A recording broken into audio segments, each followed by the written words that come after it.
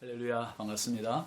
2020년 12월 29일 화요일 신상의 아침입니다. 오늘도 주님의 평강이 여러분과 함께 하시길 주의 이름으로 축원드립니다. 함께할 찬송은 549장입니다. 내 주여 뜻대로, 내 주여 뜻대로 행하시옵소서. 온 몸과 영혼을 다 주께 드리니 이 세상 고락간 주 인도하시고 날 주관하셔서 뜻대로 하소서. 2절, 내 주여 뜻대로 행하시옵소서. 큰 근심 중에도 낙심케 마소서. 주님도 때로는 울기도 하셨네. 날 주관하셔서 뜻대로 하소서. 3절, 내 주여 뜻대로 행하시옵소서. 내 모든 일들을 다 주께 맡기고 저 천성 향하여 고요히 가리니 살든지 죽든지 뜻대로 하소서. 아멘. 하나님의 말씀은 사무엘하 15장 24절부터 29절까지입니다. 보라, 사독과 그와 함께한 모든 레위 사람도 하나님의 언약궤를 메어다가 하나님의 궤를 내려놓고 아비아달도 올라와서 모든 백성이 성에서 나오기를 기다리도다. 왕이 사독에게 이르되, 보라, 하나님의 궤를 성읍으로 도로 메어가라. 만일 내가 여호와 앞에서 은혜를 입으면 도로 나를 인도하사 내게 그 궤와 그 계신 데를 보이시리라. 그러나 그가 이와 같이 말씀하시기를, 내가 너를 기뻐하지 아니한다 하시면 종이 여기 있사오니 선이 여기시는 대로 내게 행하시옵소서 하리라. 왕이 또 제사장 사독에게 이르되, 내가 선견자가 아니냐?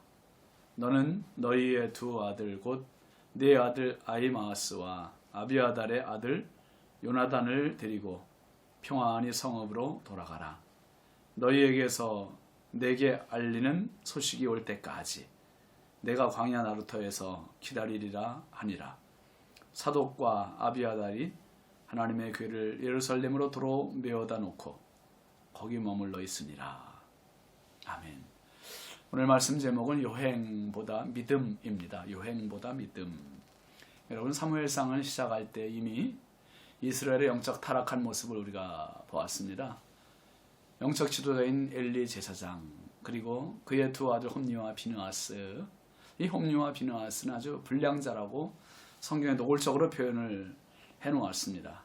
그들의 불량스러운 행동은 아버지의 근심이었고 백성들의 우려였고 그리고 하나님의 실망이었습니다. 마침 그때 이스라엘이 또 블레셋과 전쟁이 벌어졌습니다. 이 전쟁이 벌어지면서 4,000명이나 이스라엘 사람들이 4,000명이나 죽는 그런 참패를 당하게 되죠. 그리고 나서 이스라엘의 장로들이 모두가 한 목소리를 냅니다. 사무엘상 4장 3절 말씀에 보면, 여호와께서 어찌하여 우리에게 오늘 블레셋 사람들 앞에 패하게 하셨는고, 여호와의 언약궤를 실로에서 우리에게로 가져다가 우리 중에 있게 하여 그것으로 우리를 우리 원수들의 손에서 구원하게 하자. 이 장로들의 생각은 법궤를 전쟁터로 가지고 나가지 않았기 때문에 졌다고 생각하는 겁니다. 그래서 법궤를 진영으로 가지고 가자, 이런 결정을 내렸어요. 그런데 결과는 어떻게 됐습니까? 법궤가 전쟁터에 나갔음에도 불구하고 3만 명이나 되는 수많은 이스라엘 군사들이 죽어요. 그리고 이스라엘이 패배하고 엘리의 두 아들 홈니와 비느하스가 죽습니다. 그리고 정말 하나님의 법궤, 전쟁터에 가지고 나간 하나님의 법궤를 블레셋에게 빼앗기는 수모까지 겪게 됩니다. 이러한 소식들, 아들의 죽음, 전쟁의 패배, 그리고 법궤를 빼앗겼다는 이러한 소식을 들은 엘리 제사장이 어떻게 됩니까? 결국 엘리 제사장도 의자에서 쓰러져서 목이 부러져 죽는 참 비참한 최후를 맞이합니다. 여러분, 오늘 우리가 신앙 생활하면서 주의해야 할 것이 바로 이겁니다. 법궤는, 그리고 신앙은 마술지팡이나 아니면 도깨비 방맹이가 아니라는 사실이에요. 어떤 분들은 십자가 또 성경책을 부적과 같이 여기는 사람도 있습니다. 목회자를 신격화하거나 교회를 신성시하는 사람들이 있습니다. 여러분, 신앙은 인격입니다. 인격. 그래서 인격이라고 하는 좋은 그릇 안에 신앙이라고 하는 내용물을 담을 때 건강한 신앙, 바른 신앙을 우리가 유지할 수 있습니다. 인격이 병들면 신앙도 병들게 되고요. 인격이 병들면 신앙을 보는 관점이 또 병들게 돼요. 지금 이스라엘 사람들이 그 모양이었던 거죠. 우리도 이제 연말 되면서 이제 새해를 바라보며 한번 우리의 믿음을 다시 재점검하고 다시 한번 확인해보는 시간이 됐으면 좋겠어요. 여러분 오늘 다윗을 한번 보시죠. 아들 압살롬의 반란에 왕궁을 뒤로 하고 다급하게 도망가잖아요.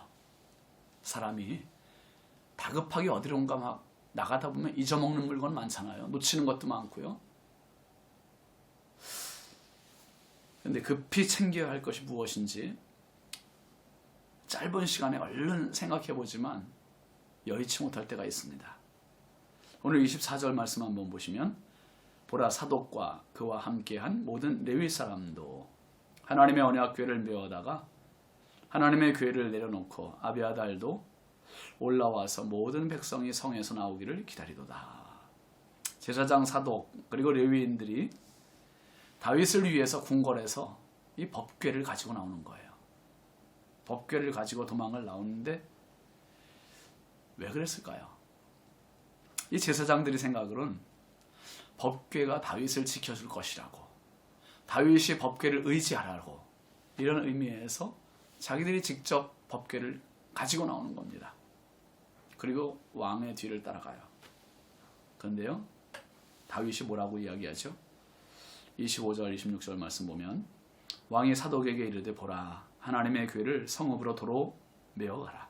만일 내가 여호와 앞에서 은혜를 입으면 도로 나를 인도하사 내게 그 궤와 그 계신 데를 보이시리라. 그러나 그가 이와 같이 말씀하시기를 내가 너를 기뻐하지 아니한다 하시면 종이 여기 있사오니 선이 여기시는 대로 내게 행하시옵소서 하리라. 보통 사람 같으면 잘했다고 칭찬하지 않겠습니까? 내가 깜빡 잊었노라고. 근데 다윗은 지금 뭐라고 이야기합니까? 그 법궤를 도로 메어 가라. 성읍으로, 궁궐로 다시 메어 가라는 거예요. 법궤의 유무보다 더 중요한 것이 하나님의 은혜다. 하나님의 은혜. 하나님의 은혜를 지금 다윗은 강조하고 있습니다. 하나님의 은혜를 입으면 어떻게든 자신이 성으로 다시 되돌아오게 될 것이다. 그 확신을, 그 믿음을 가지고 있는 거죠. 그러면서 자신이 하나님의 은혜를 입지 못하면 모든 게 그냥 하나님의 뜻대로 되기를 원한다. 이렇게 하면서 마무리를 해요. 여러분, 다윗은 지금 한치 앞을 내다볼 수 없는 다급하고 위태로운 이러한 상황입니다. 그런데 하나님의 절대 주권을 의지하는 것이지 그는 요행을 바라지 않아요. 요행을 바라지 않습니다. 거기에다 사독 제사장에게 이렇게 또 이야기합니다. 27절 보시면 왕이 또 제사장 사독에게 이르되 내가 선견자가 아니냐. 너는 너희의 두 아들 곧 내 아들 아히마아스와 아비아달의 아들 요나단을 데리고 평안히 성읍으로 돌아가라.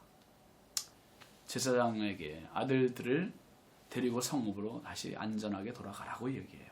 끝까지 자기 사람들을 배려해주는 이 다윗의 마음을 볼 수 있습니다. 오직 하나님만 의지하는 사람의 모습이죠. 29절 말씀에 보면 사독과 아비아달이 하나님의 궤를 예루살렘으로 도로 메어다 놓고 거기 머물러 있으니라. 다윗의 입장에서는 지금 영적으로 허벌판 같은 광야를 나서는 길 아닙니까? 무엇이라도 지푸라기라도 잡고 싶은 심정일 것이고 의지하고 싶은 그러한 마음 아닐까요? 그런데 다윗은 홀로 내걷는 것 같은 이런 허벌판을, 하나님의 법궤를 그리고 제사장을 다시 되돌아가게 하고 오직 하나님만 바라봅니다. 그의 길은 요행의 길이 아니라 그래서 도망가는 길임에도 불구하고 믿음의 길이다. 그렇게 이야기할 수 있는 겁니다. 우리 주님께서 십자가의 길을 가실 때 역시 마찬가지 아니셨습니까? 베드로가 인간적인 마음으로 예수님의 고난, 예수님의 십자가를 막고 보호해드리기 위해서 노력을 했습니다. 심지어 대제사장의 종, 이 말고의 귀를 칼로 떨어뜨렸습니다. 예수님께서 그런 베드로를 향해서 사탄이라고 질책을 하셨고, 그리고 말고의 귀를 들어서 다시 붙여주시면서 칼을 가지는 자는 칼로 망한다, 이것까지 참으라. 마태복음 26장에 보면 그렇게 말씀하셨어요. 왜 그러셨습니까?